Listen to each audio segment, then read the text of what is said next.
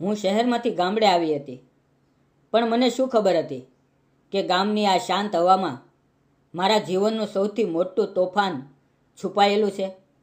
અને એ તોફાન મારા દિલને એવી રીતે સ્પર્શી જશે કે હું મારી જાતને જ ભૂલી જઈશ. એક દિવસ હું મારી ગાયને લઈને ખેતરમાં ચરાવવા ગઈ હતી. વરસાદના દિવસો હતા. ચારે બાજુ માટીની સુગંધ હતી. અમારું ખેતર બાંધના કિનારે હતું. બાંધ પર ઘાસ ઉગેલું હતું અને હું બાંધ પર ઊભી રહીને એ માટી અને વરસાદની ખુશ્બુમાં ખોવાઈ ગઈ. પણ એ જ સમયે મારી નજર બાજુના ખેતર પર પડી. બાજુના ખેતરમાં મકાઈ વાવેલી હતી અને મકાઈ હવે ખૂબ ઊંચી થઈ ગઈ હતી. ભૂટ્ટા તૈયાર, દાણા ભરેલા, અને એ ભૂટ્ટા જોઈને મારા મોઢામાં પાણી આવી ગયું. વરસાદની મોસમમાં શેકેલા ભૂટ્ટાનો સ્વાદ એ તો દિલ સુધી પહોંચી જાય એવો હોય છે. મને બહુ ઈચ્છા થઈ કે બસ 2-3 ભૂટ્ટા ખાઈ લઉં. પણ તરત જ મેં મનમાં વિચાર્યું, નહીં, આ તો બીજાનું ખેતર છે, મારે પહેલાં પૂછવું જોઈએ. હું આસપાસ જોવા લાગી કે કોઈ છે કે નહીં. અને ત્યાં બાંધ પર એક યુવાન બેઠો હતો. એને જોઈને મારા પગ થોડી ક્ષણ માટે અટકી ગયા. એ બહુ સુંદર હતો, પણ એની સુંદરતા કરતાં પણ વધારે એની આંખોમાં એક અજીબ શાંતિ હતી. એ એવી શાંતિ હતી જાણે એ વ્યક્તિ ઘણી તૂટેલી હોય, પણ બહારથી હસવાનું શીખી ગઈ હોય. હું ધીમે ધીમે તેની તરફ ગઈ અને બોલી, આ મકાઈની ખેતી તમારી છે? એ મારી તરફ જોઈ રહ્યો, કંઈ બોલ્યો નહીં, ફક્ત જોતો રહ્યો. એવું લાગ્યું જાણે એ મારી વાત સાંભળી જ નથી. મેં ફરી પૂછ્યું, આ મકાઈની ખેતી તમારી છે? એટલે એ જાણે હોશમાં આવ્યો અને હળવું સ્મિત કરીને બોલ્યો, હા. તો નમસ્કાર મિત્રો, મારું નામ સારિકા છે. હું 27 વર્ષની છું. હું અભ્યાસ માટે શહેરમાં રહેતી હતી. હવે મારો અભ્યાસ પૂરો થઈ ગયો એટલે હું ગામડે ઘરે પાછી આવી હતી. મારા ઘરે મા બાપ અને મારો નાનો ભાઈ, બસ એટલો જ અમારો પરિવાર હતો. મને ગામડે ગમતું કારણ કે ગામમાં શાંતિ હતી. એ દિવસે હું ગાયોને ચરાવવા લઈ ગઈ હતી અને ત્યાં મકાઈના ખેતર પાસે મારી પહેલી મુલાકાત થઈ. મેં યુવાનને પૂછ્યું, શું હું 2-3 ભૂટ્ટા લઈ શકું? મને મકાઈના ભૂટ્ટા બહુ પસંદ છે. તેણે મારી તરફ જોઈને હળવું સ્મિત આપ્યું અને બોલ્યો, લઈ લે.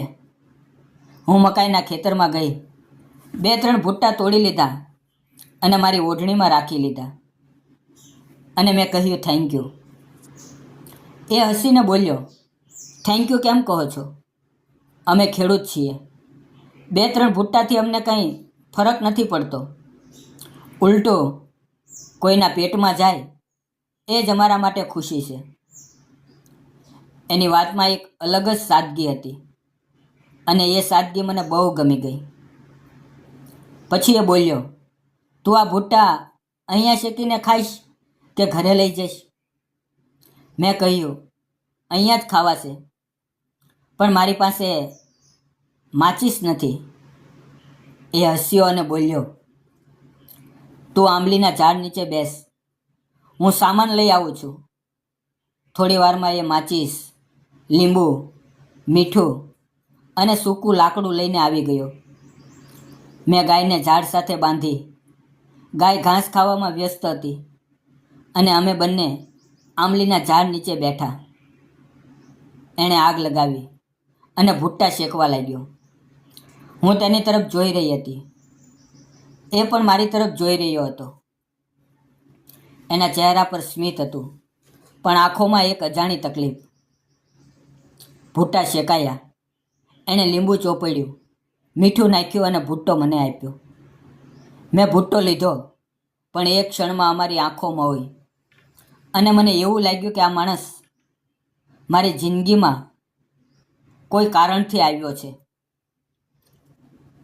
અમે બંને ભૂટ્ટા ખાવા લાગ્યા. મેં પૂછ્યું, તમારું નામ શું છે? એ બોલ્યો, મારું નામ અભિષેક. મેં પૂછ્યું, તમે શું કરો છો? એ થોડી વાર ચૂપ રહ્યો અને પછી બોલ્યો, હું ગ્રેજ્યુએટ છું, પણ નોકરી મળતી નથી. હું સ્પર્ધાત્મક પરીક્ષાની તૈયારી કરું છું અને ખેતી પણ. પછી એ બોલ્યો, તમે શું કરો છો? મેં તમને પહેલાં ક્યારે જોયા નથી. મેં કહ્યું, હું શહેરમાંથી અભ્યાસ કરતી હતી, હવે ઘરે આવી છું. સાંજે હું ઘરે ગઈ અને બચેલો ભૂટ્ટો મારા ભાઈને મેં આપ્યો.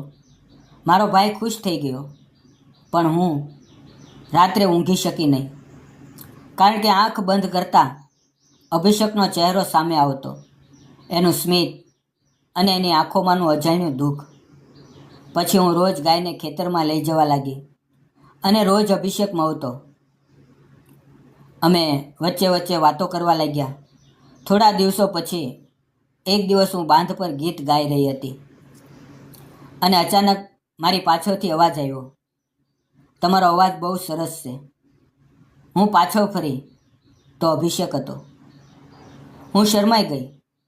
પછી અમે ફરી ભૂટ્ટા શીખ્યા. હવે અમારી વાતો પણ વધવા લાગી. અભિષેક હવે મારી નજીક લાગવા લાગ્યો. મને એના વગર ખાલી ખાલી લાગતું અને એ પણ મને રોજ શોધતો.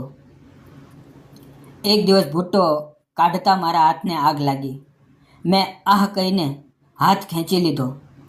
અભિષેક તરત મારી પાસે આવ્યો. એણે મારો હાથ પકડી લીધો અને મારી આંગળી પર ફૂંક મારવા લાગ્યો. એક ક્ષણમાં મારી ધડકન વધી ગઈ. એની નજીકતા મારા દિલને સ્પર્શી ગઈ.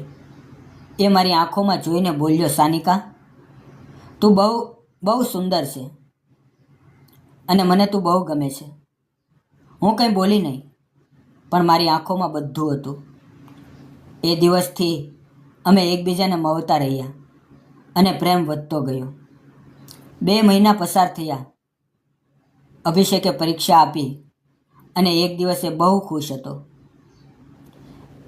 એના હાથમાં મીઠાઈનો ડબ્બો હતો. એ બોલ્યો, સાનિકા, મને સરકારી નોકરી મળી ગઈ.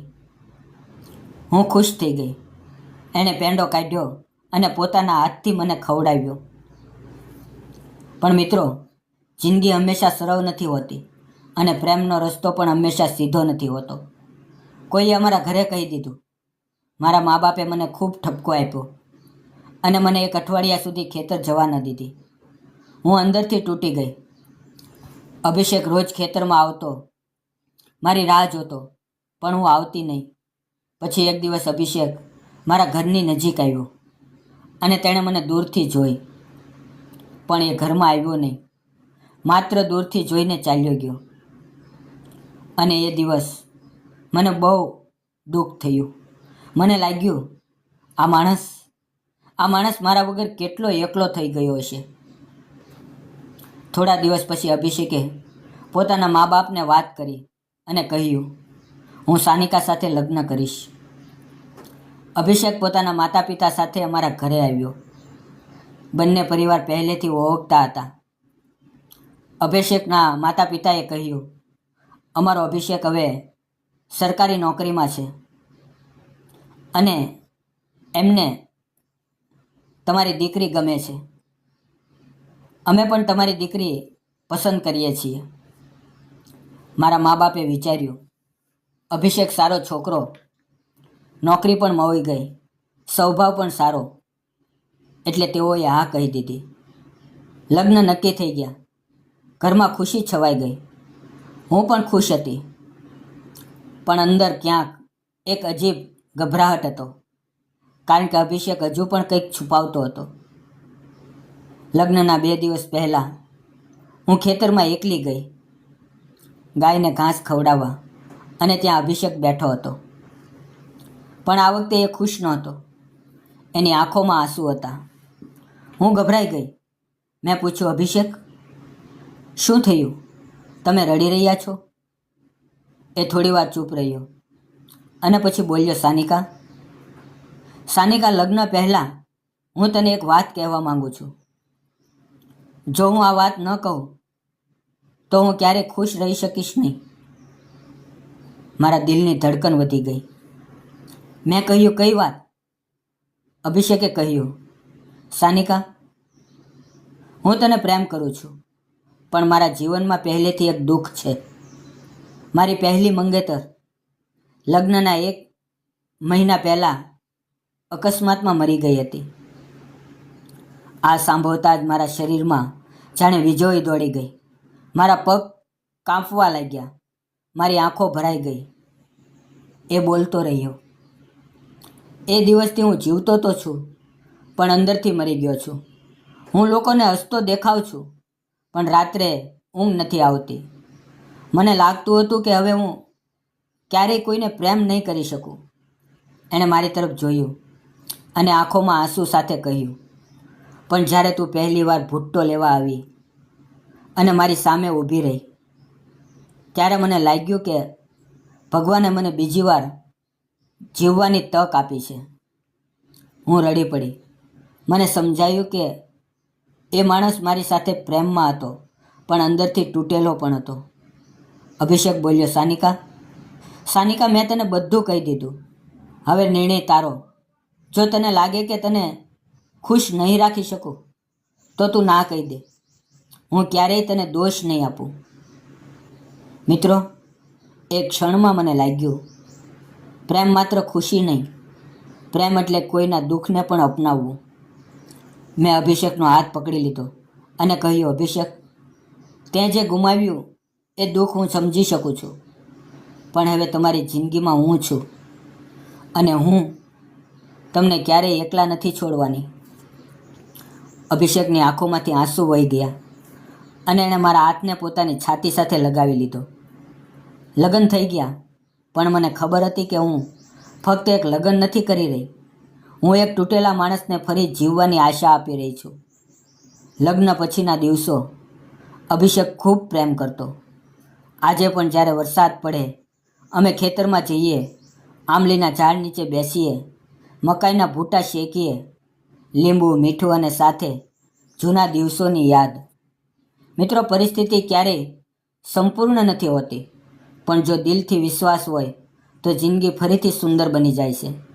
એટલે પ્રેમ કરો, વિશ્વાસ રાખો અને સમાજ કરતાં વધારે પોતાના દિલની અવાજ સાંભળો, કારણ કે નિર્ણય તમારો હોય છે અને જિંદગી પણ તમારી હોય છે. મિત્રો, આ અમારી પ્રેમ કથા તમને કેવી લાગી? જો તમને સારી લાગી હોય તો વિડીયોને લાઈક કરો, ચેનલને સબસ્ક્રાઈબ કરો અને એક નાની કોમેન્ટ કરવાનું ભૂલશો નહીં. મિત્રો, વિડીયોમાં આવેલા નામ, પાત્ર અને ઘટના ફક્ત કાલ્પનિક છે. તેનો કોઈ પણ વ્યક્તિ, જાતિ કે ધર્મ સાથે કોઈ સંબંધ નથી. આ વાર્તા ફક્ત અને ફક્ત મનોરંજન માટે બનાવવામાં આવેલી છે. અને હા મિત્રો, જો તમે પણ તમારી વાડીએ મકાઈના શેકેલા ભૂટ્ટા ખાધા હોય કે તમે કોની સાથે ભૂટ્ટા ખાધા અને કયા ગામમાં ખાધા, એ કોમેન્ટમાં જરૂર લખજો. ધન્યવાદ મિત્રો.